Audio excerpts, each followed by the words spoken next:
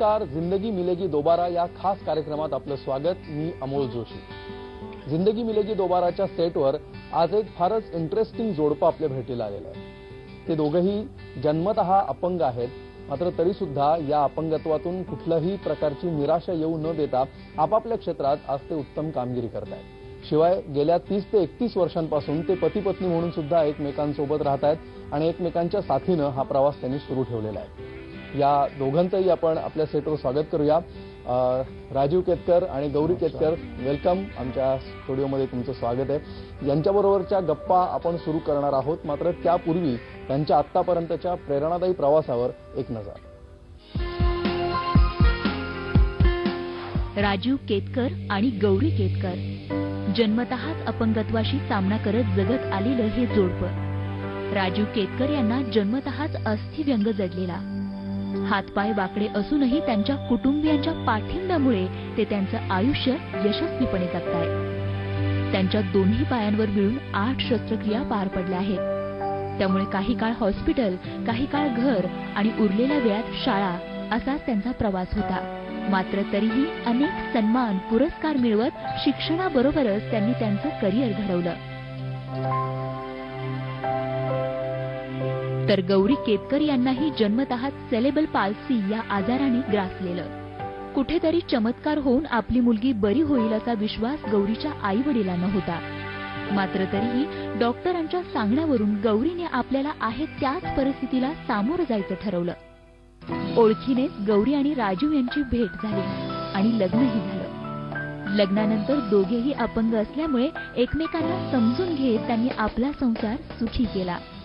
एका मुलाला जन्म देत त्याचं आयुष्यही चांगलं घडवलं। उच्च शिक्षणासाठी, करिअरसाठी मुलगा अमेरिकेत असूनही हे दोघेही मुंबईतलं आपलं शेड्यूल बिझी ठेवतात। राजीव फ्रीलान्सर पब्लिक रिलेशनचं काम करतात, तर गौरी आनंदी शाळेतल्या स्पेशल मुलांसाठी हस्तकला आणि चित्रकला शिकवण्याचं काम करतात। उरलेल्या वेळात त्या घरीही पर्यावरणाचा विचार करत टाकाऊतून अनेक टिकाऊ वस्तू बनवतात। जवळपास 31 वर्ष या दोघांचाही संसार सुखाने सुरू आहे। आपल्यात काय कमी आहे त्यापेक्षा आपण काय करू शकतो याचाच विचार करत हे दोघेही काम करत आहेत। एकमेकांना सांभाळून समजून घेतलं तर कुठलीच गोष्ट कधीच कठीण होत नसते आणि हाच मंत्र आपल्या आयुष्यात कायम ठेवत जी वाटचाल सुरू आहे आणि त्यांच्या याच वाटचालीला आमचा सलाम।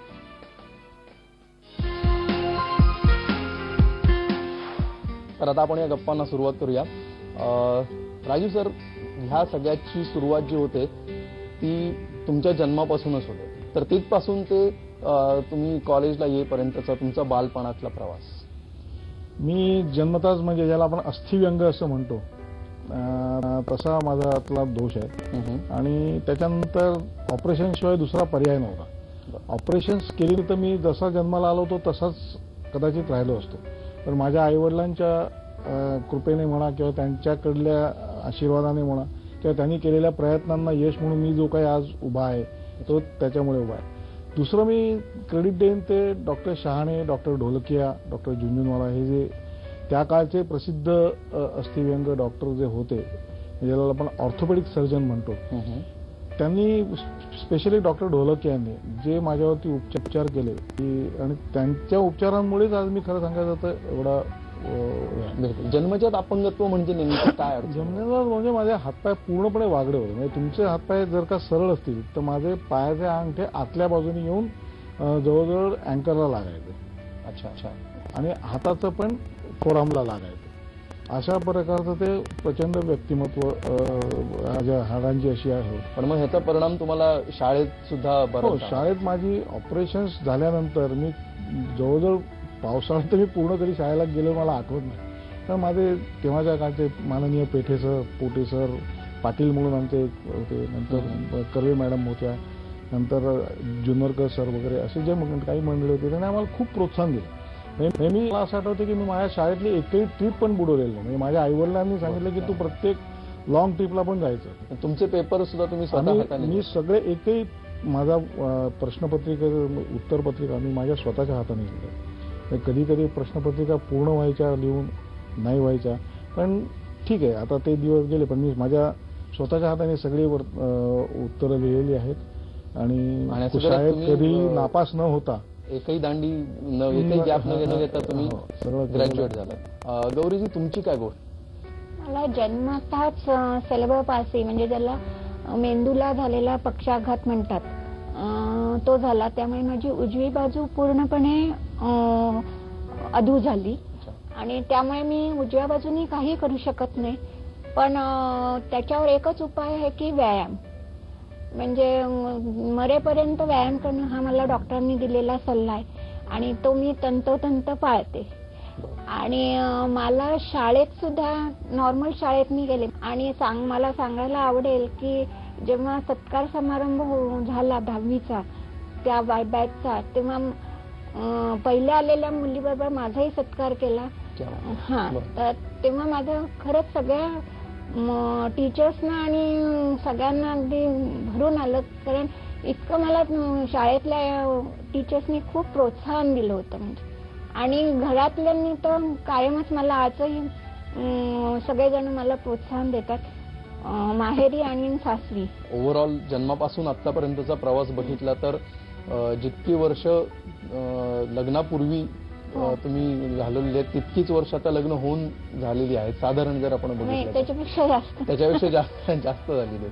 तर ह्या लग्नाविषयी पण आम्हाला सांगा, कारण तुम्ही आता गेली 30-31 वर्ष एकत्र आहात आणि एकत्रितपणे आता पुढचा प्रवास तुम्ही केलात. तर तुमचं लग्न कसं झालं? थोडंसं ओळखीने झालं. म्हणजे माझे वडील आणि यांचे मामा मित्र होते, त्या ओळखीतून आमचं लग्न झालं. आणि आजकाल असं असतं की आपल्या मुलीला जवळ द्यायचा ट्रेंड आहे आई वडिलांचा, पण माझ्या आई वडिलांनी असं काही मनात सुद्धा आणलं नाही की कसं होईल. एक विश्वास होता आणि तो विश्वास मला लहानपणापासून मिळाला. त्यामुळे सकारात्मक दृष्टी म्हणतो ना आपण त्याला, तो. तर त्यामुळे मी पुण्याहून मुंबईला आले लग्नानंतर. राजीवजी, ज्यावेळी असं कुठलंही अपंगत्व येतं किंवा एखाद्या आजारातून लोक जात असतात किंवा एखादा अपघात घडतो, त्यानंतर एक प्रचंड निराशा लोकांना येते आणि त्या निराशेतूनच अनेक जण पराभूत मानसिकतेमध्ये जातात. तर तुम्ही हा आशावाद कसा जिवंत ठेवलात? आपण जर का कुठल्या कामात एखाद्या झोकून द्यायचं म्हटलं आणि त्या कामाशी निगडीत जर का आपण सर्व आपलं काय म्हणतात त्याला श्रम, आपण त्यातले मानसिक श्रम, शारीरिक श्रम जर का तयार होतले, तर ते ऑटोमॅटिक ती क्रिएटिव्हिटी निर्माण होते आणि ऑटोमॅटिक एक मनात जिद्द निर्माण होते की आपण हे काम करतोय, हे कोणासाठी करतोय, तर आपल्या स्वतःसाठी करतोय, प्लस ज्या संस्थेसाठी करतोय त्या संस्थेसाठी पण उन्नती झाली पाहिजे. सर्वसामान्यांना अनेकांना असा एक प्रश्न पडलेला असतो की ज्यावेळी अपंग व्यक्ती असतात आणि त्यांचं लग्न ज्यावेळी होतं, तर त्यानंतर एकमेकांची जबाबदारी त्यांच्यावर येते, त्याच्यामुळे त्यांच्यावरचा भार वाढतो. असं तुमच्या बाबतीत झालं की त्याच्यामुळे उलट गोष्टी सोप्या होत गेल्या आणि त्याच्यामुळे हे सगळं एनरिचिंग अनुभव होत गेला? तुमचा काय अनुभव? नाही, लग्न झालं तेव्हा आई वडील, सासू सासरे यांना थोडंसं टेन्शन होतं, असणारच, कारण यांचं पुढे कसं होईल. पण मला लहानपणापासून स्वतःच्या पायावर असं उभं राहायची सवय केली होती. तर त्यामुळे मी जसं येईल तसं, म्हणजे सगळ्यांनी सांभाळून घेतलं. स्वयंपाक मेन गोष्ट असते, स्वयंपाक करणं. तर ते पण मी एका हाताने हळूहळू शिकत गेले आणि मला तर सांगायला आनंद वाटतो की पूर्णावरणाचा स्वयंपाकापासून ते तो सगळा स्वयंपाक आता मी एका हाताने उत्तम रीतीने करू शकते. तुमचा काय अनुभव राजीव? नाही, कसं आहे की मी एक ठरवलं होतं की आपण कामात व्यस्त राहिलं की एक कसं असतं की जबाबदारी म्हणजे असं असतं की आपल्याला आपला संसार चालवायचा. तुम्ही जेवढं जास्त काम कराल, जेवढं जास्त कामात झोकून द्याल, जेवढी जास्त कामाची तुम्ही हे कराल, तेवढे अर्थार्जन पण जास्त होत राहतं. आणि मुख्य म्हणजे काय की जेवढं अर्थार्जन जास्त होईल तेवढा आपल्याला संसारात जास्त आपल्याला वर्सटाईल काही ना काही ते करता येतं. आणि दुसरी गोष्ट म्हणजे कसं की आज मी नोकरी करता करता मी तुम्हाला मगाशी सांगितलं होतं की बाकी अनेक उद्योग पण केले. मला 2001 साली गुणवंत कामगार पुरस्कार मिळाला. हे सगळं उत्तेजन मिळत गेलं होतं. त्यामुळे कसं की आपल्याला एक जिद्द निर्माण होते अशा रिकॉग्निशन मिळालं. ह्या गप्पा फार इंटरेस्टिंग आहेत. या गप्पा आपण सुरूच ठेवूया. एक ब्रेक घेऊया आणि ब्रेक नंतर या गप्पा आपण पुढे घेऊन जाऊया. पाहत रहा जिंदगी मिलेगी दोबारा.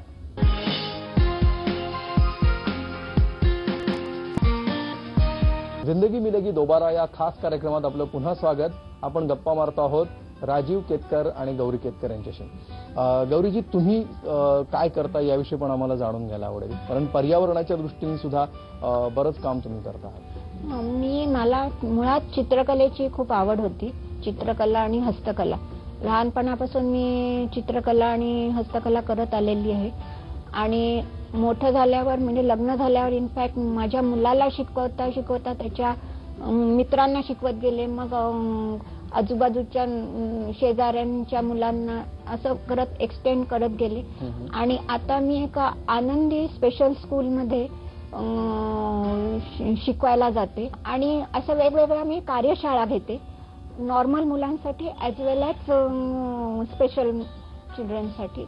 आणि पर्यावरण पूरक वस्तू बनवणे हा माझा छंद आहे. पर्यावरण पूरक म्हणजे की ज्याच्यात प्लास्टिक रिसायकलिंग, वापरा परत वापरा, म्हणजे यूज अँड थ्रो इट नाही, use it and use it. हे आता पचनी पाडायला पाहिजे लोकांच्या, ते अजूनही पडलेलं नाहीये.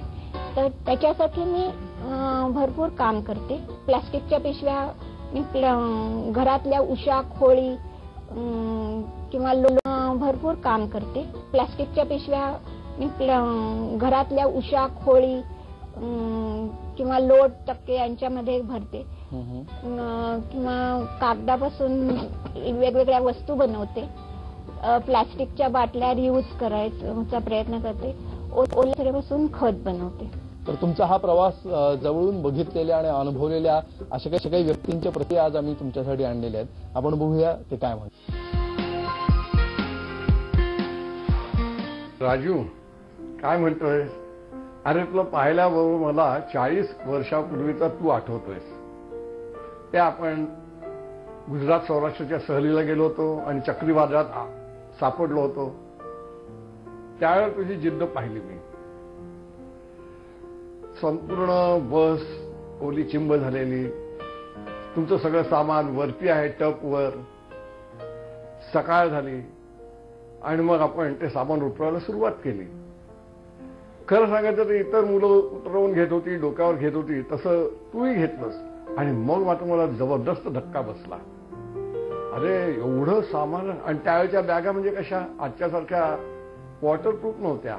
आतमध्ये पाणी शिरलेलं, कपडे गरम झालेले, ओले चिंब झालेले, आणि ते सगळं ओझं घेऊन पाठीवर तू निघालास. आणि तुझी जिद्द खरंच वाखाणण्याजोगी. तुझ्या आई वडिलांनी सुद्धा कधी आम्हाला खास आधी काही सूचना दिलेल्या नाही की तू ह्याच्याकडे जरा विशेष लक्ष द्या, सांभाळून घ्या वगैरे. कारण त्यांनाही तुझ्यामध्ये एक आत्मविश्वास निर्माण करायचा असावा बहुतेक.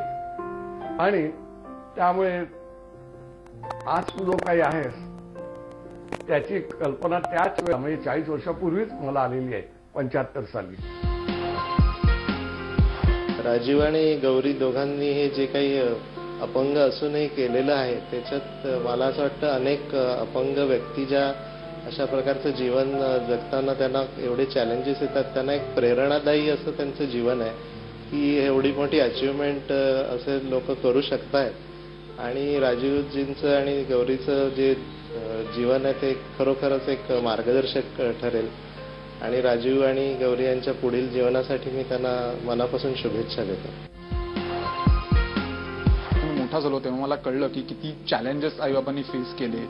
आणि मला आठवतंय की माझी आई तिच्या लिमिटेशन्समुळे, तिच्या सेरेब्रल पाल्सीमुळे ती ग्रॅज्युएट होऊ नाही शकली. माझे बाबा जेव्हा मी पहिलीत किंवा दुसरीत होतो तेव्हा ते ग्रॅज्युएट झाले. आणि त्या प्रवासातून त्यांनी पुढे कसं ते दोघंही त्यांनी आपली दोघांची स्वतंत्र करिअर घडवली. एवढंच नाही तर उच्च शिक्षणासाठी त्यांनी मला नेहमीच एनकरेज केलं आणि US ला पाठवलं. So I am just really proud of them आणि just proud of their determination. आणि आय जस्ट फील मोटिवेटेड. माझ्याकडे आता शब्द नाही आहेत पण I just feel motivated looking at my parents. सांगावंसं वाटतं माझ्या मुलाविषयी. जयदीप नाव आहे त्याचं. इथे यायच्या आधी मला बोलायला जरा प्रॉब्लेम असतो, बोलता येत नाही किंवा असं टेन्शन होतं, तर तो मला एकच म्हणाला होता की तू कसं बोलते ते लोक ऐकणार नाहीयेत, तू काय बोलतेस ते लोक ऐकणार आहेत, तर त्यामुळे तू बिनधास्त जा. वा, फार इंटरेस्टिंग आहे हे सगळं याविषयी. आणि शिवाय अपंग म्हणून बघताना समाजाची जी एक मानसिकता असते त्याविषयी सुद्धा मला तुम्हाला दोघांनाही विचारायचं आहे. एक ब्रेक घेऊया आणि ब्रेक नंतर या गप्पा आपण सुरू ठेवूया. पाहत रहा जिंदगी मिलेगी दोबारा. झी 24 तासच्या जिंदगी मिलेगी दोबारा या कार्यक्रमाला खूप खूप शुभेच्छा. कारण खऱ्या अर्थाने एक उत्कृष्ट कार्यक्रम आहे आणि बघताना सुद्धा इतकी होप येते की आयुष्यात आपण छोट्या छोट्या बॅटल्सनी खचून जातो, पण ही लोक इतक्या मोठ्या बॅटल्सना सामोरे जाऊन आयुष्यात एवढं अचीव्ह केलंय. त्यामुळे खूप इन्स्पायरिंग स्टोरीज आहेत. Thank you so much. बघा नक्की.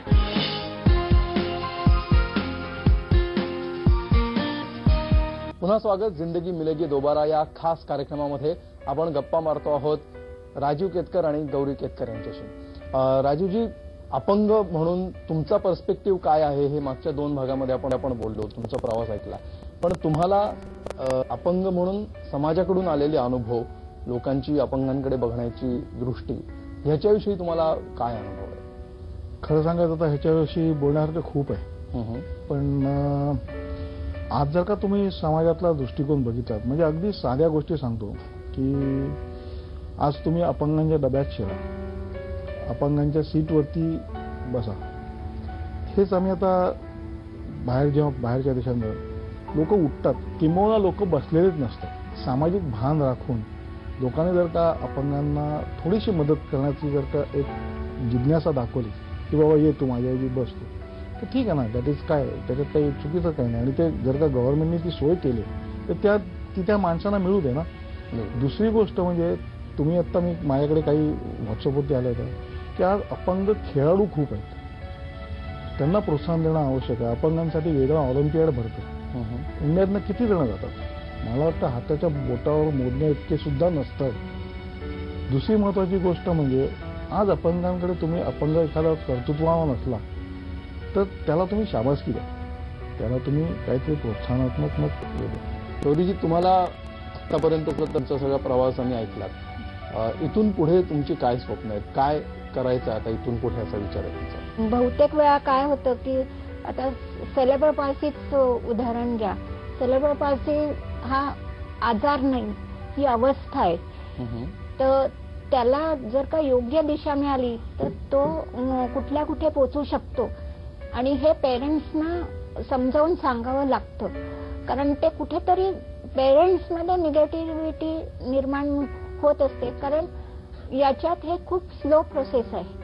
म्हणजे आज मी तुम्हाला तुमच्या समोर मुलाखत देताना दिसते, पण मला त्याच्यासाठी 50 वर्ष जावी लागली. आज मी 53 वर्षाची, तर 50 वर्ष गेल्यावर मी तुमच्या पुढे उभी राहिले. तर हा काय जावा लागतो हे कुठेतरी पालकांना सांगावं लागतं. त्याच्यासाठी मी काम करते. आम्ही तुम्हाला दोघांनाही असं एक रिक्वेस्ट करणार आहोत, विनंती करणार आहोत की तुम्ही कॅमेऱ्यात बघून सगळ्या अपंगांना जे निराश झालेले आहेत, हताश झालेले आहेत, किंवा आपण अपंग आहोत म्हणून आपण काहीच करू शकणार नाही आणि सतत कुणीतरी आपल्याला सांभाळावं अशी अपेक्षा ठेवून आहे, अशा सगळ्यांना अगदी थोडक्यामध्ये 2-3 वाक्यामध्ये काय तुम्हाला सांगायचं? पहिल्यांदा राजीवजी, तुम्ही जिद्द बाळगा, खूप काम करा, आपापल्या ज्या क्षेत्रात आपण प्रवीण आहात त्याचं पूर्णपणे हे करा.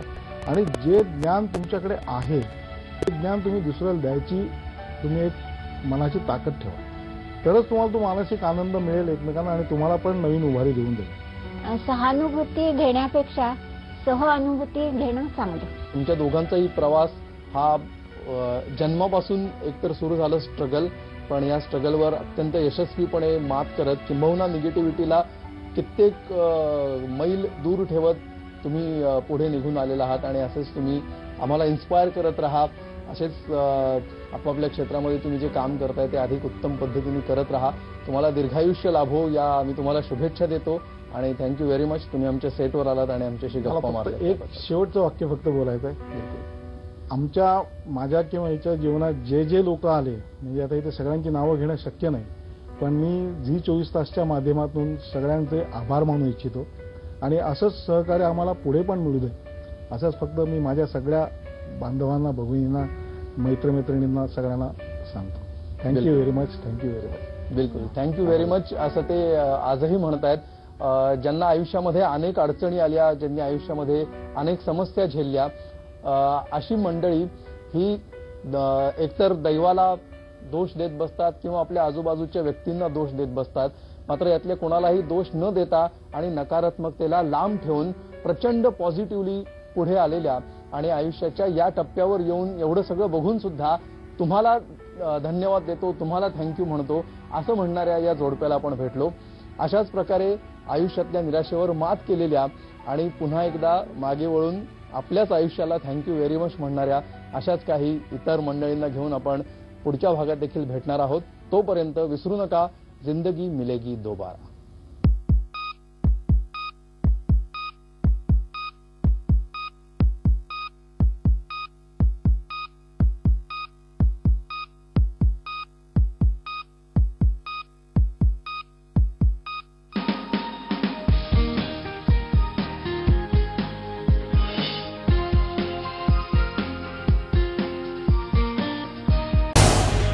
झी 24 तास रहा एक पाऊल पुढे.